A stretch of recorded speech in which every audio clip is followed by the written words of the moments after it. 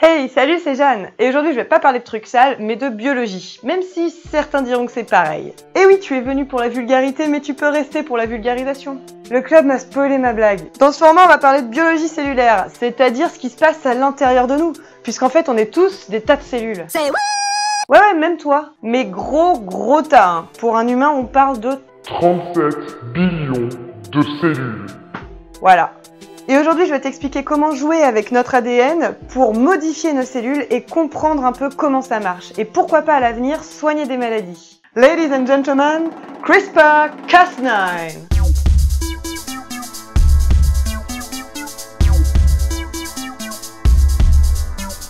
Bon, déjà, il va falloir qu'on comprenne bien qu'est-ce que c'est au juste l'ADN et les gènes. Eh bien, tous les êtres vivants sont reliés par leur matériel génétique. Ton teckel, ton cactus, la levure de ta bière, ta gastroentérite, ton herpès et même ta belle-mère. Tout ça c'est très différent que ça soit dans l'apparence ou dans la façon de vivre, mais c'est relié par le même ingrédient chimique, l'acide nucléique. Il peut être de deux types, l'ADN, dont tu as probablement déjà entendu parler, ou l'ARN.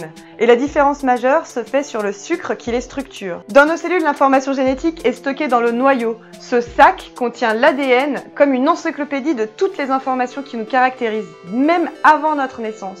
Mais cette encyclopédie, elle est écrite avec seulement 4 lettres, et même pas d'image. Ce sont les bases ou les nucléotides, cytosine, guanine, thymine et adénine, reliés par la structure en sucre. Et l'ADN est arrangé par paires, donc le long des brins d'ADN, chaque base va s'associer avec une base correspondante sur un brin secondaire. Guanine avec cytosine et thymine avec adénine, formant les barreaux de l'échelle de l'ADN. Mais comment lire ces livres? Eh bien les différents mots sont les gènes, des portions d'ADN qui vont coder pour des protéines. Un complexe va lire les gènes sur l'ADN et produire l'ARN correspondant, c'est-à-dire une copie d'un brin d'ADN avec l'uracile remplaçant la thymine et une structure en ribose. Cette étape est la transcription et le résultat est un ARN M pour messager. En effet, cet ARN va pouvoir transporter l'information génétique à l'extérieur du noyau, dans le reste de la cellule.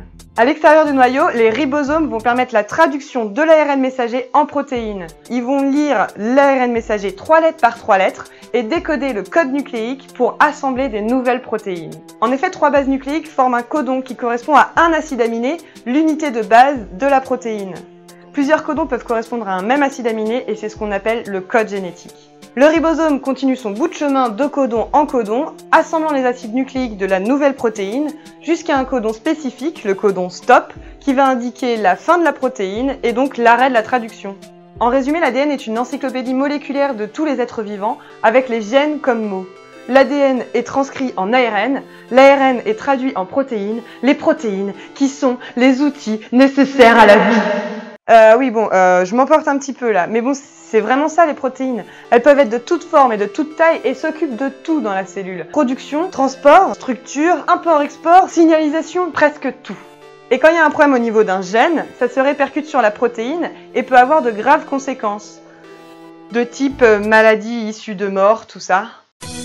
Donc étudier le rôle des protéines dans la cellule, c'est hyper important. Et pas seulement parce que c'est juste passionnant, mais aussi pour comprendre pourquoi ça marche pas dans certains cas et essayer de trouver des solutions. Et depuis quelques années, les chercheurs ont un nouvel outil génial pour bidouiller l'ADN et donc mieux comprendre les protéines. CRISPR-Cas9. Derrière ce nom barbare, une idée simple. Et si on avait des ciseaux pour découper l'ADN précisément où on veut? Et comme bien souvent, la nature, cette solution, elle l'avait déjà. En fait, ça fait partie de l'arsenal des bactéries pour lutter contre les virus. Un virus, c'est une toute petite particule qui contient un acide nucléique, ADN ou ARN, et qui va l'injecter dans la cellule qui l'infecte, que ce soit une cellule bactérienne, végétale ou animale, selon le type de virus. Il utilise alors la machinerie de la cellule infectée pour se multiplier à partir de l'ADN viral, construire des nouvelles particules et infecter les cellules voisines. Donc la cellule, elle forme de nouvelles particules virales, mais elle ne fait plus forcément son travail habituel. Et donc, encore une fois, la maladie, la mort, etc. Trop cool la biologie! Mais bon, revenons à nos ciseaux ADN. En 1987, des chercheurs japonais remarquent dans l'ADN des bactéries des séquences répétées palindromiques, donc qui peuvent être lues dans les deux sens. Ils appellent ces séquences CRISPR pour... voilà. Et puis après des dizaines d'années sans trop savoir à quoi ça servait, les chercheurs se sont rendus compte que entre ces séquences, il y avait des fragments d'ADN viral, qui n'a donc pas grand-chose à faire dans une bactérie. En fait, ces différents fragments d'ADN correspondent à des virus qui ont infecté la bactérie dans le passé, comme un archivage des précédentes attaques. Et dans les années 2000, on commence enfin à comprendre comment ça marche. En fait, l'ADN répété ainsi que les fragments de virus vont être transcrits en ARN. Mais au lieu d'être traduits en protéines comme on a vu tout à l'heure, cette fois l'ARN va être recruté sur une protéine qu'on appelle Cas9. Et le couple Cas9-ARN va être un peu une sentinelle qui va faire sa patrouille autour de la cellule. Et l'ARN sert de guide pour repérer un ADN viral. En cas d'infection, l'ARN guide va donc pouvoir emmener Cas9 au niveau de l'ADN du nouveau virus. Et Cas9, c'est tout simplement une paire de ciseaux ADN. Elle va couper les deux brins d'ADN du nouveau virus et donc stopper net l'infection. Mais le véritable coup de génie de ces 5 dernières années a été de réussir à adapter ce système naturel et à l'optimiser pour découper n'importe quel ADN que l'on voudrait étudier, et pas seulement de l'ADN de virus. Dans la cellule qui nous intéresse, donc pas seulement des bactéries mais potentiellement des cellules végétales ou des cellules animales, on donne la protéine Cas9 et l'ARN qui correspond à la séquence d'ADN que l'on veut précisément couper. Et cette technique est simple, efficace et précise. On doit notamment cette avancée majeure à 2 chercheuses de l'université de Berkeley, Jennifer Doudna et Emmanuelle Charpentier, françaises, et également aux travaux de l'équipe de Zhengfeng au MIT, Harvard, rien que ça. Bon ok, youpla boum, on est content, mais bon au fond, à quoi ça peut nous servir de découper de l'ADN? Ben la cellule, les coupures dans son ADN, elle aime pas trop ça, et elle va essayer de le réparer au plus vite. Et dans le cas des coupures des 2 brins, comme c'est le cas ici, la cellule elle va tout simplement recoller les morceaux, mais c'est un système qui peut faire des erreurs et ajouter ou enlever quelques nucléotides.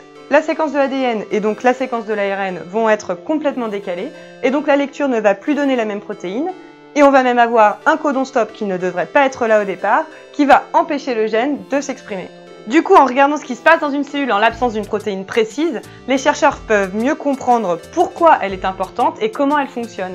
Et un truc encore plus fou qu'on peut faire avec CRISPR-Cas9, c'est au lieu de simplement découper et espérer qu'il y ait quelques erreurs, on peut faire des modifications précises de l'ADN, voire même ajouter un morceau d'ADN complètement nouveau. Pour ça, en plus de la protéine Cas9 et des séquences ARN qui vont la guider, on donne à nos cellules un fragment d'ADN qui correspond aux séquences qui bordent la coupure, avec la modification qui nous intéresse ou même le morceau d'ADN qu'on veut ajouter. Et la cellule va pouvoir se servir de cet ADN comme d'un modèle pour réparer les cassures de son propre ADN et ainsi intégrer les modifications que l'on a voulu. On peut s'en servir par exemple pour étudier des mutations que l'on sait être à l'origine de certaines maladies, ou encore pour rendre une protéine fluorescente et étudier sa localisation dans la cellule, voire même dans l'organisme. Je te parle ici d'applications de recherche, mais cette technique révolutionnaire par sa simplicité et sa précision ouvre énormément de possibilités en médecine notamment, avec la thérapie génique. Et si tu n'es pas encore convaincu de l'utilité de CRISPR-Cas9, 2 mots: